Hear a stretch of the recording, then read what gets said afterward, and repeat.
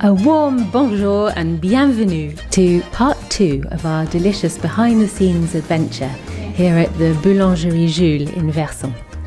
Last time we watched the magic of buttery croissants and golden baguettes, but today things are getting sweeter. Franck and Pauline are back in the kitchen and you're not going to want to miss this one. From glossy, jewel-bright tarts or fraises to trays of warm, gooey chocolate chip cookies straight from the oven, every corner of the bakery is bursting with irresistible aromas and smiles. And just when you think you've seen it all, there are a few surprises waiting that even the regulars don't know about, including Franck experimenting with the idea of working solely in his apron.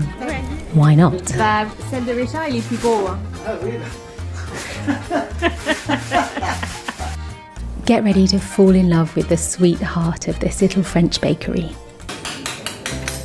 In last week's video, we saw how they prepare the pastries, baked fresh every day and always made first thing in the morning. Once that's out of the way, the focus shifts to something a little more indulgent, the tarts.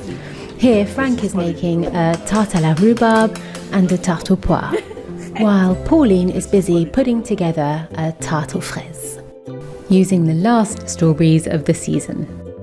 Sucre, beurre, lait. Vanille un peu. Et un petit peu de vanille, ouais, je peux mettre.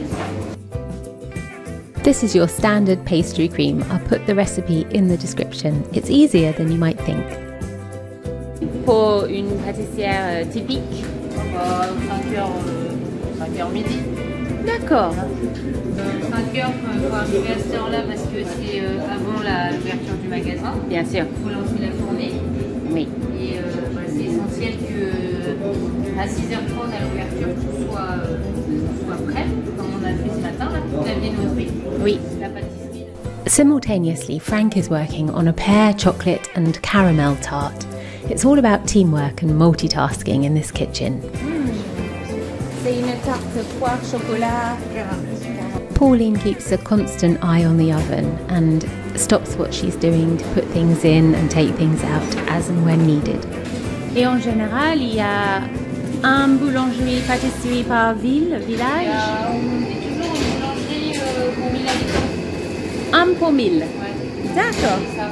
It looks like the pear tart is ready. Attention, c'est chaud.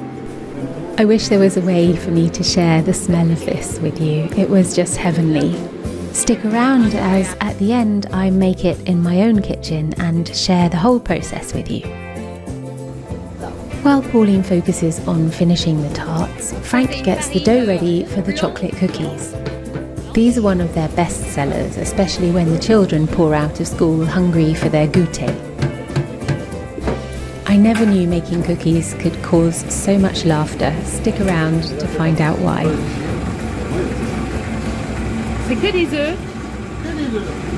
Now Pauline's making a simple nappage, used to add an attractive shine and extra sweetness to the tarts.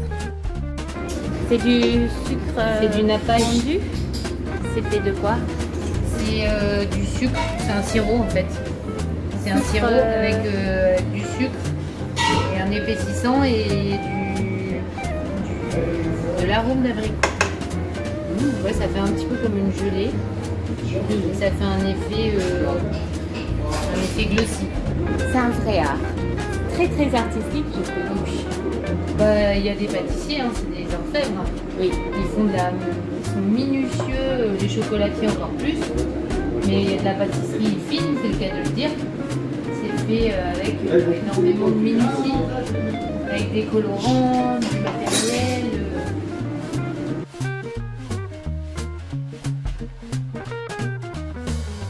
C'est réconfortant d'aller à la boulangerie, c'est une valeur cherchée. C'est ça. Franck's cookie dough is now fully mixed. It just needs the chocolate chunks added. Ça s'appelle des chunks chocolat. Our friend Franck's recently started working out at the gym, so here I'm kidding with him that he should be doing this without his t-shirt on and just with his apron. He thinks I'm serious though, and he's like, oh yeah, okay, why not? Seulement t'habiller et Oh, attention le chat! My husband Richard was helping out as we were there for the morning filming. You can tell who's done this before, can't you? Synchronisez, s'il vous plaît, monsieur. Faites-moi une belle danse. Ça se voit celui qui sait faire et celui qui apprend sur le tas. C'est pas évident en fait. Hein. C'est pas si évident que ça. Le tien est beaucoup plus large. Laisse. Attends, je l'enlève. Mais non, mais il prend toute la place. Ah, ça y est, c'est la faute de la place. C'est comme vous aviez, c'est pas de ta faute. Allez. Bah, celle de Richard, elle est plus beau. Hein. Ah oui.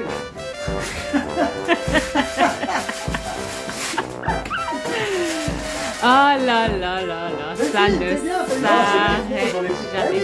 Tu coupes, on fait comme ça, c'est pas français. Ah, attends, regarde. C'était difficile au début d'apprendre tout ça. C'était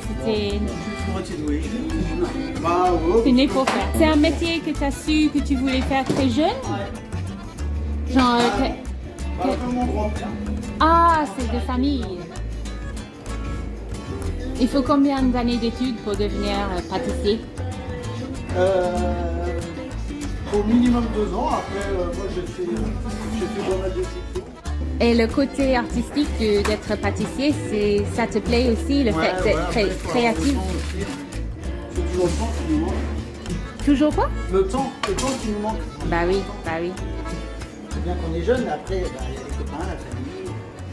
Tu arrives à aller combien de fois par semaine à la gym? À la gym? Oui. 2 ou 3 fois. C'est bien.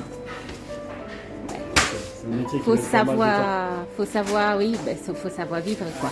Hop, et ça va partir au frigo et on les coupera demain. On les coupera demain et demain ça fera ça. Parfait. Hop, là il y a le flan. C'est les gros cookies. Ça c'est quoi? Le flan. Là il y a du flan nature. On a le flan pistache et flan chocolat. Ouais, la pistache a augmenté le prix, pareil. Depuis qu'il y a eu la mode, tu sais, le chocolat. oui. Dubai chocolate là. Ouais. Donc, là j'ai fait des quiches et là je vais faire des muffin eggs. Des muffins quoi? Muffin eggs.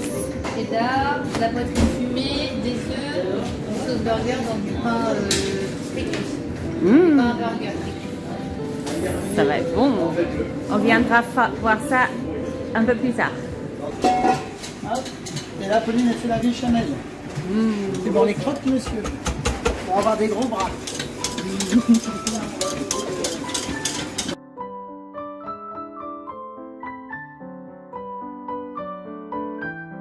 J'ai mis œufs du four. Ouais, bah, enlève tout.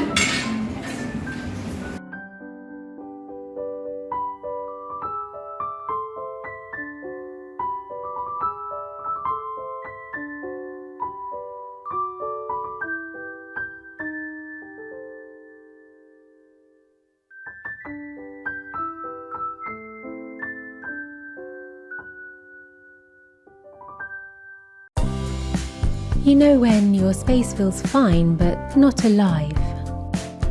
Like it's missing something you can't quite name? That's what these prints were made for. Painted in France, inspired by light, love and the sea. Reminding you every day of the freedom and happiness of a life well lived. Because your walls shouldn't just look good, they should make you feel good. And they should remind you about what matters. They should feel like you. Click on my shop below to explore. As you probably know if you've watched my previous videos, I think a lot on this channel about happiness and what sort of ways of life can bring that to you. And I thought a lot about Franck and Pauline and why they seem so happy. And I think part of it boils down to the fact that they have very defined and clear goals which they can reach every single day. They have to go to their bakery and they have to create something from scratch and then sell it, and that at the end of the day has been achieved. and I think there's something to be said for having small, achievable goals on a daily basis, rather than working towards these long, endless, years and years long projects. So yeah, I think I'm going to have a go at making daily goals, and one of these today is to make that delicious pear and chocolate tart. And if you'd like to have a go along with me, I'm going to bake it now in my kitchen. It was a little bit more complicated than I originally thought it would be, but I've learned some great skills, and a lot of these ingredients can be used to make other pastries and tarts as well. So follow along and let me know in the comments how it turned out for you. Begin by making your tart base, which you'll need to put in the fridge for about 30 minutes before you roll it out. Here I'm using 180 grams of semi-whole grain flour. You'll need 100 grams of unsalted butter cut into small cubes, 50 grams of powdered or caster sugar, 1 teaspoon of vanilla extract, a pinch of salt. Then put in the mixer and add 1 egg. After a couple of minutes, you should have a nice firm dough for your pastry. Just roll it up into a ball, wrap it in cling film and pop it in the fridge for about half an hour. Next, you'll want to make your almond paste. You'll need 100 grams of softened butter, 100 grams of sugar. Whisk that up into a paste and then add 2 eggs. Mix again and add 100 grams of almond flour. And I also added in 20 grams of self-raising flour. Once it's all mixed together, just leave it to sit. Next, you'll want to make your quick caramel sauce. Melt 100 grams of granulated sugar in a saucepan and keep stirring as it melts. I got distracted and it ended up getting lumpy, but you can sift the lumps out afterwards. Then you'll want to add 120 millilitres of heavy cream. It will bubble a lot when you add the cream, and that's normal. I tried adding a knob of butter to help get the lumps out, but it didn't really work. Never mind. Your pastry should have cooled enough now to make it not too difficult to roll. So roll it out directly onto the baking sheet with a bit of flour on your rolling pin, and then transfer that to an oven tray. Just fix the edges as needed. I used about 450 grams of tinned pears, so just drain those and slice.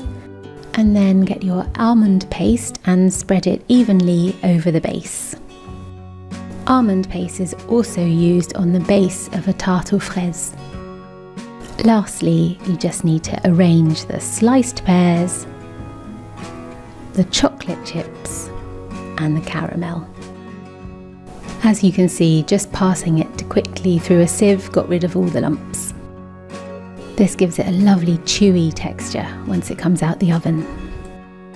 Pop it in the oven on about 180 degrees Celsius for about 45 minutes. This is delicious eaten cooled with a cup of tea on its own, or you can have it as a dessert, warm with ice cream on top. Whatever you prefer. If you missed part 1 of Behind the Scenes at the bakery, I've linked it in the description. Thanks for watching Living Well in France. Until next time, à bientôt!